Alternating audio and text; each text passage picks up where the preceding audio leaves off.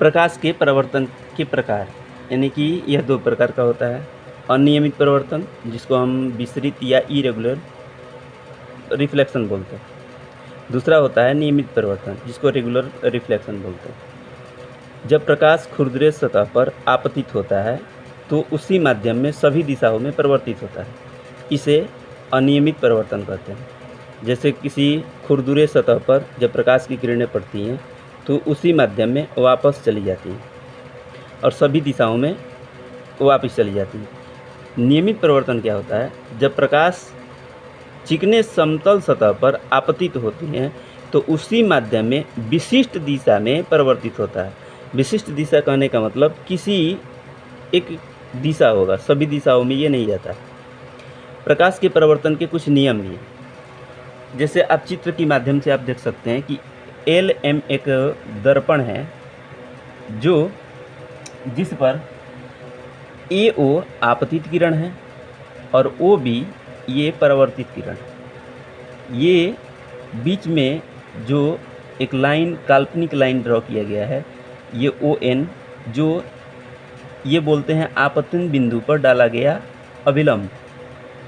उसी प्रकार इसमें लिखा हुआ है कि AO आपतित किरण है, OB परावर्तित किरण है, O आपतन बिंदु है ये, और ON जो कि आपतन बिंदु पर डाला गया अभिलंब।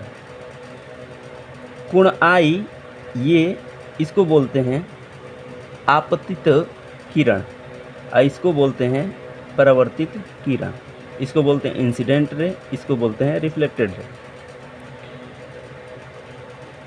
किसी सतह पर पड़ने वाली जो प्रकाश की किरण है उसको बोलते हैं आपतित किरण, और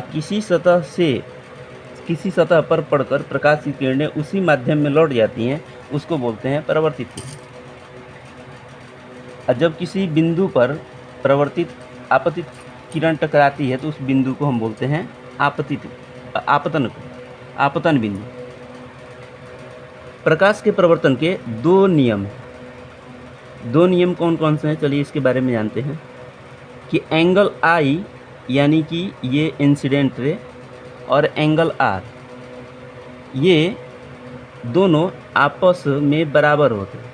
यानी कि आपतन कोण की ज्या और परावर्तन कोण की ज्या दोनों बराबर हो, यानी कि एंगल I = R। दूसरा नियम है कि आपतित किरण और परावर्तित किरण तथा आपतन बिंदु पर डाला गया अभिलंब, ये तीनों एक ही तल पर होते हैं। परावर्तन का यह नियम गोलीय दर्पण सहित सभी परावर्तन पृष्ठों पर लागू होता है।